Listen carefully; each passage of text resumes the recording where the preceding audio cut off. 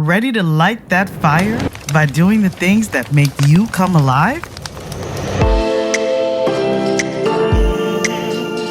Welcome to Health Raisers, a podcast for wise women. I'm your host, Dr. Nadine. I left a soul-crushing medical career full of bad news and evolved into a joyful health integration coach, helping hundreds of women find their healthy.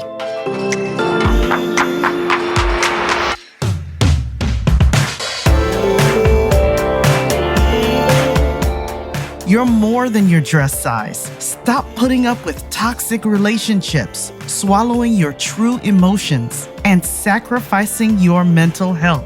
Stop using your body as a battlefield. You're always giving. You deserve to put yourself first, not just for your sake, but for those you love. Wise women, let's make ourselves a priority right now. It's time to raise some health together. If you're ready to take the first step, visit npkhealthintegration.com and take the free questionnaire to assess where you are in your health journey right now. And if you're ready to take a bolder step into possibility with your health journey, email me at npk@npkhealthintegration.com to learn more about classes and coaching. Hello, everyone. I am thrilled to introduce my guest, Emily Clay, who is a pro-age advocate and community engagement manager. We get to have this immersive conversation today about health, being a healthy woman today, and also supporting a healthy community and how those two ideas are inseparable. I am absolutely happy that you're here, Emily. Welcome. Thank you so much. Such a joy to be here. So as we're beginning, I read your fascinating bio, which of course I will include in the show notes, but it seems that, you're speaking my language, not just caring about yourself, but also caring about yourself through time in a non-judgmental way, evolving with your health, and also really being an avid supporter and believer in community. So my first question to you is getting right into it. When I say healthy, what does that mean to you? Healthy to me means mindset and also being cognizant of what you're doing to your body, what you're putting in your body. Because if you're drinking too much, if you're eating a bunch of chips, you're going to feel awful, and it'll show up every single day. So one thing I decided to do about a year or so ago was to extremely reduce my drinking. So I only have maybe 2 drinks a month, and that's made a big difference. I've lost weight. I feel better. I can sleep better, and I don't really miss it. I'll just have tea and do some yoga poses to relax before I go to bed. And so those are the 2 biggies for me. Why did you make that change? It just wasn't serving me. It wasn't during COVID. I know a lot of people did the opposite. And I thought, it is a depressant and I don't need that right now. And I also thought I can do better. And I know that, and I have a lot of friends who have cut back on drinking as well. And it was important to me to know that I could do it. And I have family members who don't drink at all anymore. And I just thought, maybe I should try this. Now, like I said, I'll have 1 or 2, but it's really about once a month. And I just feel a lot better. I feel a lot better. I sleep better. I'm much more present for my daughter when she wanders in the room, and if it's 9:00 at night. So all of it for me, it just encompassed everything. I thought, it's not serving me anymore. So when you do have those couple of drinks once a month, what do you notice in the moment as you're doing so? That it's social, that it's a way to appease somebody else and make them comfortable. And so I have, on occasion, put cranberry juice in a wine glass instead. Because there is that, if you're not having anything, then I'm not going to have anything. And it's just, I don't want to go into all the health issues and mental what happens. But to my friends, especially, I thought, I'm just going to have cranberry juice and it's fine. They'll probably not notice. And they don't usually notice. It's fine. So I hear in your answer that there's this need or an awareness of taking care of someone else in the moment. Yes. How do you let yourself off the hook? I think by remembering that I'm not responsible for other people's happiness. And there are some times when I just don't want to deal with the back and forth about it. I just want to hang out and have a conversation and not have that be any kind of issue. And so some people might say, well, why don't you get some new friends? but I think sometimes it's just easier just to have it, not be called out. And so remembering that I'm not responsible for other people's happiness or even comfort. Okay. So how else has your health changed over time, or your relationship with your health? So I eat mainly a plant-based diet, and, I'm not completely strict, but I switched a year or so ago and I've lost 18 pounds and just feel better and realized that I was eating a lot of sugar. I was eating a lot of French fries because we were going out pre-COVID. And even though I didn't order them, I would grab them off somebody else's plate because that doesn't count, right? So French fries add up. And I just thought, I need to figure out what's going on with my body and try something else. And a friend who's a nutritionist said, why don't you start by extracting things and then incorporating more fruits and vegetables? And so that's what I did. And I was pretty hardcore for 6-7 months. And now I've gotten used to it. So instead of we used to have this huge jar of smoked almonds. You think those are going to be really healthy for you? No, they're not. So a handful is I think there was something like 6 of these smoked almonds were over 1,000 calories. Oh, wow. And we would have it. So we don't have the jar anymore, but so I'll have an apple instead, or a banana, or make some broccoli. And that's made a huge difference. And it's not a big sacrifice to get rid of the nut jar.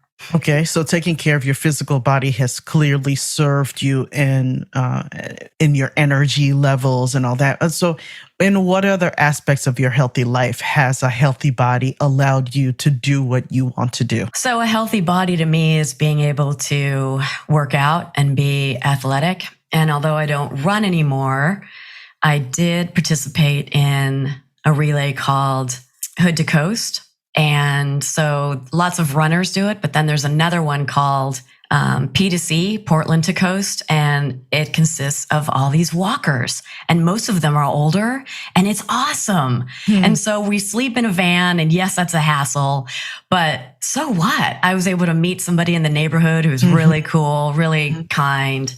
And so we just hit it off about different books that we've been reading. And it's a stretch goal, and it hurts. You're doing 7-8 miles, and you're not taking a stroll in the park. You're doing 10-11 minute miles. So it's being able to do that and being able to be able to work out and build up your muscles. And it sounds like a side effect is the social factor for you, which leads me into community. If I were to ask you, what does being a healthy woman within a community mean to you? What would you say? I think community is very important. And what I realized during COVID was that I could get the community that I needed outside of my little bubble, my little neighborhood, by reaching out to people, by joining actual communities. And from that, I've developed a lot of deep friendships. So, for example, the first community that I stumbled upon, and this was in mid-2020, it's called Bento Society. Bento Society was started by the co-founder of Kickstarter. His name is Yancey Strickler. And he wrote a book, and it's called This Could Be Our Future, a Manifesto for a More Generous World.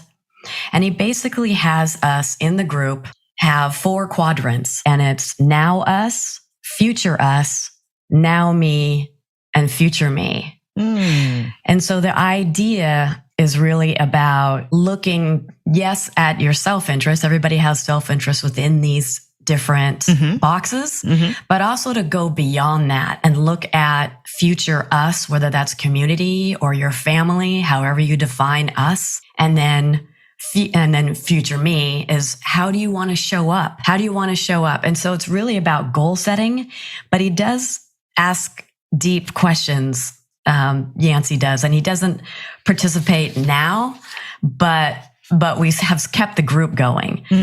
So he says it's about moving towards a destination and making better decisions using this framework. And it's more about looking at your own values and goals and looking beyond the short term. And it's also asking yourself, instead of valuing money so much, what about other forms of value, like having purpose and trust and knowledge? And so when I heard that, I thought, okay, that's really deep. And he wants to be able to help transform the world and have this idea in 30 years. And that's a pretty lofty goal, because he looks at things like the GDP and the hockey stick going up, up, up. And he said, it's not sustainable. And this was in 2019 when his book came out. So anyway, so that group has been good for me because there are a lot of wicked smart people there who I didn't know I could play with, right? And one guy is a part-time professor at Stanford's D School. Another person's written a book. And, lots of entrepreneurs are part of the program. And so it opened my eyes to what was out there. What made you say that this is a group that you might not have imagined yourself being able to play with? I think because I had been stuck in a job I didn't enjoy, and I absorbed too many self-limiting beliefs. And when I left and broke out and met all these other interesting people, I thought, I'm all right. So I'll give you an example. So I went to a dinner party in 2019. And I was talking to them about, I had taken a no-code course by Ben Tossell. And I was really enthusiastic about no code. And there were a couple women there who were divorced and in their 40s. And I said, this one guy learned Webflow, which is a no code tool to develop. It's similar to WordPress, only it's supposed to be easier. Anyway, he learned all about it. And now he's making over 30 grand a month. And so I thought that would be helpful. Right? Instead, the woman who, and she's a friend, but she said, gosh, Emily, I feel like you're selling me Amway. And so I backed up. And I said, oh, no. I just thought it was interesting because this individual is making, 30 grand a month, and thought it would be, kind of interesting to explore and look at some of these no code tools. Anyway, I told a friend this story, and she said, Emily, you were at the wrong dinner table. They're not as curious as you. They're not, they're not exploring different things, and that's fine. Find your dinner table. And so bento for me was the tip of the iceberg in terms of finding my dinner table. And now here's an ad from our sponsor.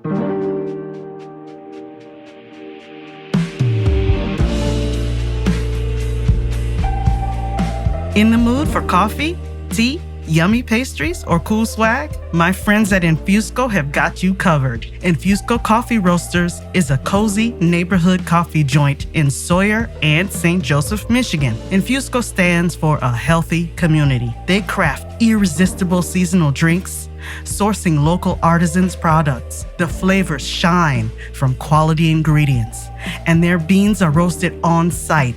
They do not hide behind tons of sugar. Every time I go, I'm greeted by my name with a smile. Bad service is just non-existent. It feels like stepping into a friend's living room. They keep it personal. Old school, eclectic coffee mugs on the wall, fun merch, including stickers designed by artists, t-shirts, and sweatshirts. It's the perfect place to get to know your neighbors and chat with tourists. You will always find people deep in conversation. Special events keep it fresh. Community, health, the heart of Sawyer. That's Infused. I hope to meet you there.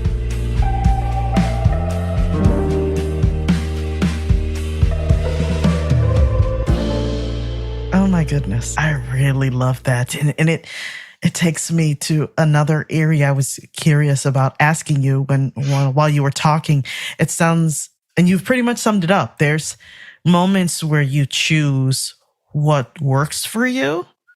And at the same time, you're choosing to put down things that don't work for you. Like you started at the top of our conversation with the drinking and reducing that, and how there have been so many benefits to it, but also within the community and within the types of experiences you want to have and the people you want to have in your life, feeding your brain, feeding your growth mindset. It sounds like you're looking for people. At least that's what I'm hearing. I'm hearing that a growth mindset is very important to you.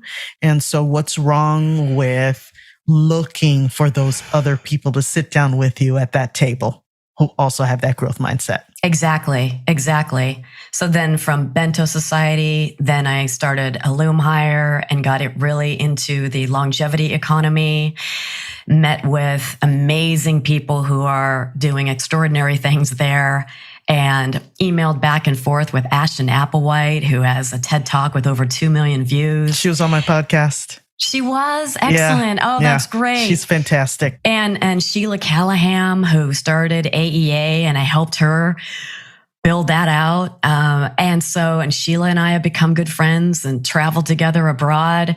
And then I met Elizabeth White.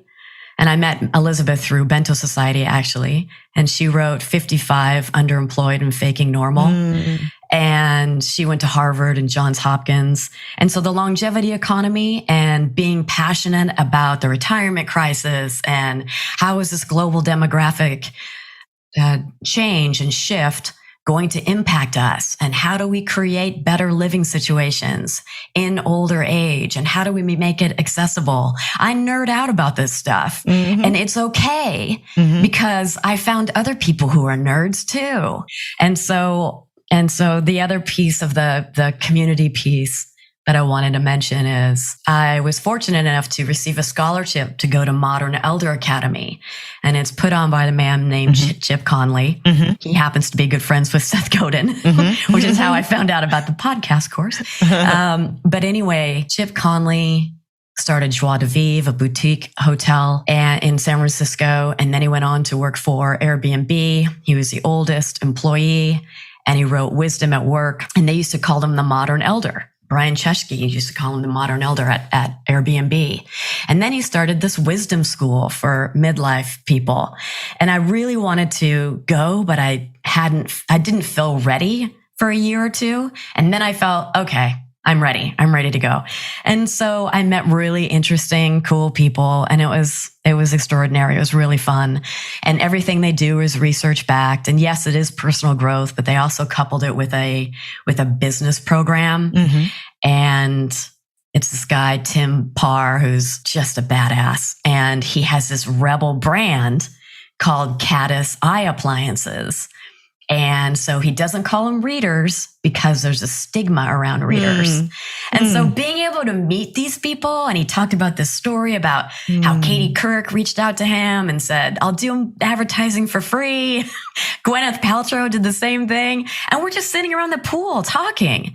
And I just had to pinch myself. I love these stories. Oh my goodness. Thank you for sharing these anecdotes.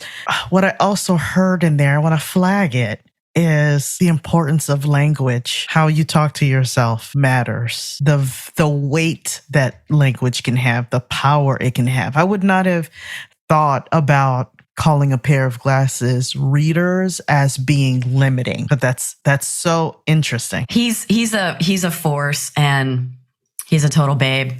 I'm just gonna say it. He's funny. He's humble.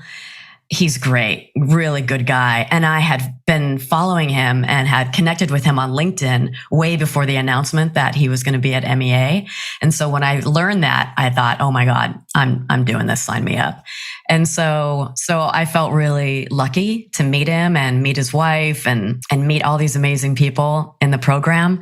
I'm definitely going to go back. It was great. What are some other ways that you take care of yourself and take care of your community, and how do they benefit one another? Every morning I go to, we call it the She Shed, and it's a little art studio we have in the backyard. And I listen to classical piano. It's an individual by the name of Alexis French. And he's from the UK. He's just beautiful pianist. And then I have these really short meditations on my phone by the New York Times. It's called 7 Meditations that came out back in March of this year. And I use those. They're 5 minutes each. And I do it about 4 times a day. And then, and I can tell a difference if I haven't done that. I can really tell a difference in if I'm wound up. I didn't get a chance to spend 5 minutes in the She Shed and just chill out and think about the day and think about how I can help other people. And the other piece of that is I'm really good at connecting other people. So if I meet someone and I feel like there might be a connection somewhere with somebody else, then I will ask permission of both people and then connect them. And it takes some time, but it's really rewarding for me to see those friendships develop. So for example, I did a different startup incubator, and it was called TIE in Portland. No, it was Techstars, actually. Sorry. I did Techstars in Portland for the weekend. And I was paired with a man named Roberto, who's from Mexico City. And he has the most curious mind ever. He's a designer and a builder, and he's building a drone. Well, I had called on somebody who I became friendly with. I'm not friends with him, but I know him well enough. And he started a drone company, and he's probably in his 60s. He's also fluent in Spanish. So he's comfortable speaking Spanish with Roberto, and he lives part-time in Panama. I mean, this is just a dream connection. And Roberto needed help with figuring out the legal piece, figuring out, and so anyway, so they've connected. And so I've done that a ton. People have gotten married because of some of my connections. I mean, I'm good at it. I'm careful about it. And I don't do it all the time. But if I see a spark in someone that they are passionate about something, and then I'll reach back in my network and say, hey, do you mind speaking with this person? Wow. So much goodness here. Thank you for sharing. As we are winding down, because I could talk to you all day. I say this a lot, but really, thank you. I've learned a lot today. And I hope that my listeners have too. If you were to think of a question to ask the women who are in my audience, the wise women who are in the virtual living room with us, what would you ask them about their health? I would ask about what they're doing to really look at what they're consuming, not only food, but also what you're watching, what you're reading, how much time you're spending on social media, and ask yourself if it's serving you. Is it serving you? Because if it isn't, then look at that. Be willing to look at it and make a change and take that action. And then you'll see huge benefits. At least I have. That's so beautiful. Thank you, Emily. You're welcome. Thank you for having me. It's so fun. This has been a lot of fun.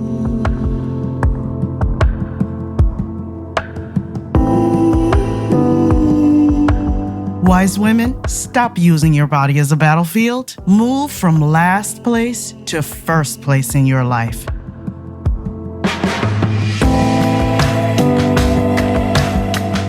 Let's raise health together. Take the first step and visit npkhealthintegration.com for a free health questionnaire. Ready for more? Email me at npk@npkhealthintegration.com to learn more about classes and coaching. And let's start a conversation. Thanks for listening and taking this time for yourself. See you next time.